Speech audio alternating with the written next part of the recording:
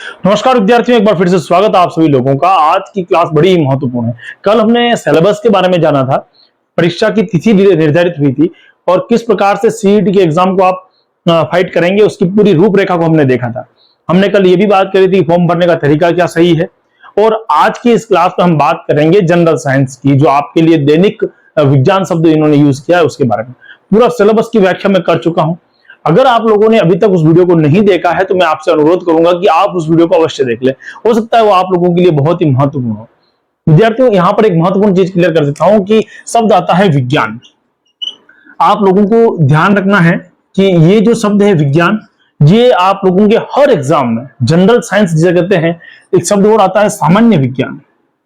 सामान्य विज्ञान ये शब्द मान के चलिए जितने भी एग्जाम होंगे, जितनी भी परीक्षाएं होंगी, चाहे आप लोगों के वो सीईटी का एग्जाम हो या चाहे वो सबसे टॉप लेवल का फर्स्ट ग्रेड का एग्जाम हो, ग्रेड फर्स्ट का एग्जाम हो, चाहे सीईटी का एग्जाम हो, कौन सा भी एग्जाम हो, उस एग्जाम के लिए सामान्य विज्ञान की आवश्यकता पड़ेगी।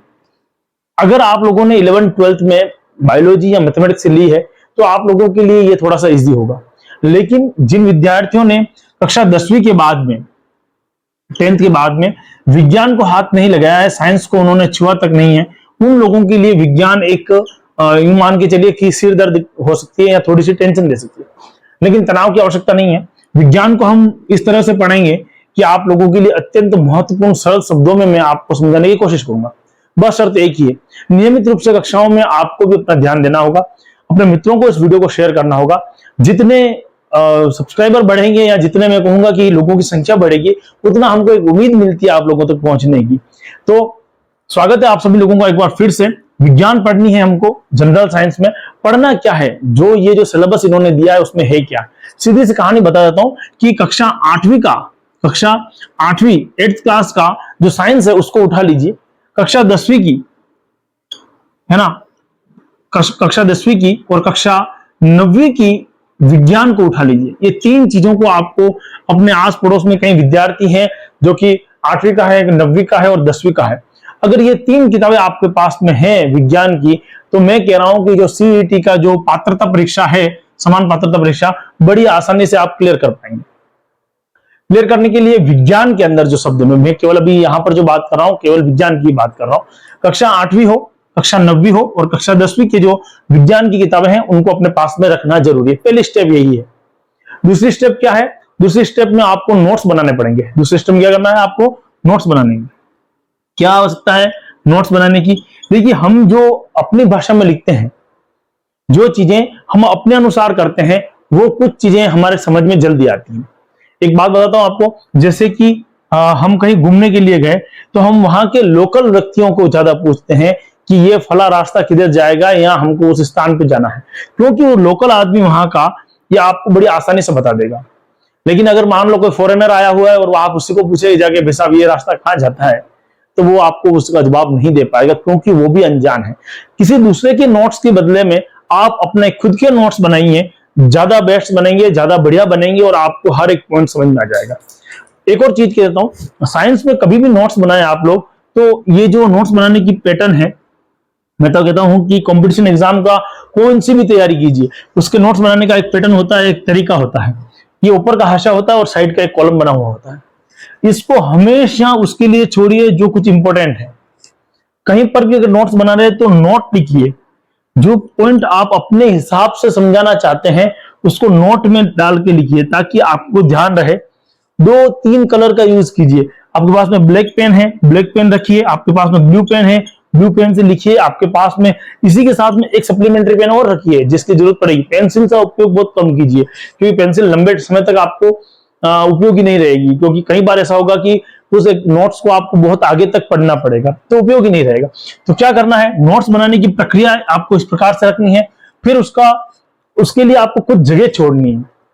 इन फ्यूचर में अगर मान लो भविष्य में आपने अभी तो तैयारी कर ली, सीईटी का सिलेक्शन भी हो गया, आगे की तैयारी भी तो करोगे, तो हमें बहुत बड़ा विजन लेकर चलना है और बहुत बड़े विजन के साथ में हमको अपने उस नोट्स के अंदर कुछ हाशिया छोड़ देना है। चैप्टर जब कंप्लीट हो जाता है उसके बाद में 1 या 2 पेज को छोड़ना है। कई बार को हमें ऐसी जरूरत पड़ गई कि उसमें कुछ ऐड करना रहा। ध्यान रखिए, विरासत जितनी मजबूत बनाओगे उतनी ही ज्यादा फायदा रहेगा। और उसके लिए जरूरी क्या है कि आपके पास में जो नोट्स हैं वो रिच होने चाहिए, काफी भरे पूरे होने चाहिए, सिंगल क्लिक में याद आने चाहिए। वो होता है, न करते हैं, न ऐसे शब्दों का उपयोग कम होना चाहिए, और सिंगल क्लिक, एक क्लिक आपने देखा फट से याद आना चाहिए। अगर मैं बात कर रहा हूं नमक के सूत्र की, तो NaCl अपने को खटाक से याद आना चाहिए, भाई ये नमक का सूत्र है।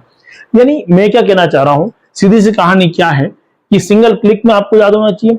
कुछ जगह नीचे छोड़ दीजिए या फिर इधर छोड़ दीजिए, कुछ ऐसा स्थान छोड़िए जहां पर इंपॉर्टेंट नोट्स को आप लिख सको, कभी भविष्य में जरूरत पड़ेगी तो आप उसमें बढ़ोतरी कर सको। दो पैराग्राफ यानी कि दो जो आप हेडिंग डाल रहे हो उसके बीच में कुछ लाइनें छोड़िए। ऐसा प्लान कीजिए नोट्स का कि वो आपके लिए बहुत उपयोगी हो। चलिए साहब, नोट्स की बात कर ली हम लोगों ने। अब किताबों की मैंने बता ही दिया आपको कौन कौन सी बुक लानी है, आपके पास में कौन सी बुक होनी चाहिए। अगर मैं बुक की बात कर रहा हूं तो बुक्स की अगर मेरे पास में 9th और 10th और 8th की बुक्स होनी चाहिए। अगर आपके पास में 11th 12th की है तो बेस्ट है, लेकिन जरूरी नहीं है, क्योंकि हमें 10वीं तक का ज्ञान ही पकड़ना है, जो भी पकड़ना है तो हमें समझना वही है। अब रही बात सर पहले टॉपिक की, जहां पर हमको जाना है आज की क्लास में, और आज से ही हमें प्रारंभ करना है, क्योंकि आज 1 तारीख है और हमारे पास में मोटी मोटा ये मान के चलिए कि 50 दिन है। तो इस 50 दिनों में हमें पूरा सिलेबस कंप्लीट करना है, और साइंस का सिलेबस हमें 50 दिन से पहले कर लेना है, उसका रिवीजन भी करेंगे। हम प्लान ये करते हैं कि हमारे पास में 30 दिनों के अंदर एक सिलेबस कंप्लीट हो जाए विज्ञान का, और आगे के जो 20 दिन बचे उसमें हम 2 बार इसका दोहरान कर लें, यानी कि रिवीजन कर लें। जो भी स्टूडेंट देख रहे हैं इस वीडियो को तुरंत अपने मित्रों तक शेयर कीजिए। ज्ञान बांटने से बढ़ता है, ये फिक्स है। अपने बांट के देखिए, इस लेवल को समझने की कोशिश कीजिए। और मैं जो वीडियो जो भी लेकर आ रहा हूं आप लोगों के लिए लेके आ रहा हूं। 30 दिनों के लिए प्लान कर रहे हैं, रोज एक वीडियो नया होगा, लगभग 30 मिनट के आसपास की वीडियो है, तो मान के चलिए अपने पास 15 घंटे का एक प्लान बनेगा। इंपॉर्टेंट पॉइंट्स को अलग करेंगे, उसके बाद में हम 20 दिनों में उसका दोहरान भी कर लेंगे, ऐसा प्लान अपना है, और हम कर भी लेंगे अगर आप सब लोग साथ में हैं तो। चलिए, कहां कहां उपयोगी है मैंने बताया, सेट के लिए उपयोगी है, उसके साथ में आपका जो रीट का एग्जाम होगा उसके लिए भी उपयोगी है। फर्स्ट ग्रेड तक की सारे क्लासें जिसमें है उसमें उपयोगी है, सामान्य ज्ञान सब में पूछा जाता है। अब सबसे पहले प्रश्न आता है कि भौतिक और रासायनिक, 2 चीजें हैं, भौतिक और रासायनिक। अब यार भौतिक शब्द आता है तो भौतिक परिवर्तन क्या है? भौतिक परिवर्तन क्या है? भौतिक परिवर्तन के बारे में एक सीधी सी कहानी ध्यान में रख लो कि जो परिवर्तन हुआ उसको वापस परिवर्तित किया जा सकता है, वो भौतिक परिवर्तन है। अगर मान लो आपके पास में एक लोहे का सिक्का है, 5 रुपए या 10 रुपए का सिक्का है, उसको आपने तोड़ मरोड़ करके कुछ दूसरा रूप दे दिया, है ना। सिक्का शब्द यानी कि कोई भी लोहे की धातु है, कोई धातु है, उसको आपने तोड़ मरोड़ करके कोई दूसरा रूप दे दिया। भविष्य में आवश्यकता पड़ी तब आपने वापस उसका आकार परिवर्तित कर दिया। लोहे का एक वायर है, आपने उस वायर को मरोड़ करके एक स्प्रिंग का रूप दे दिया, और जब जरूरत पड़ी तो इसी स्प्रिंग को आपने वापस तार बना दिया। ये सारे के सारे भौतिक परिवर्तन है। ये क्या है? भौतिक परिवर्तन। यानी कि भौतिक परिवर्तन में क्या होगा, कहां से उठाया है? 10वीं कक्षा से उठाया मैंने। ये टॉपिक कहां का है? 10वीं कक्षा का टॉपिक है। ध्यान देना, बहुत इंपॉर्टेंट टॉपिक है और बहुत मस्त टॉपिक है। 10वीं कक्षा का टॉपिक है। और भौतिक परिवर्तन में क्या होगा? तो ऐसा परिवर्तन जिसको पुनः बदलाव में लाया जा सके। यानी कि इसमें कौन सी अभिक्रिया होगी? अगर मैं बात करूं, अगर इसमें अभिक्रिया शब्द आता है तो मैं बात करूं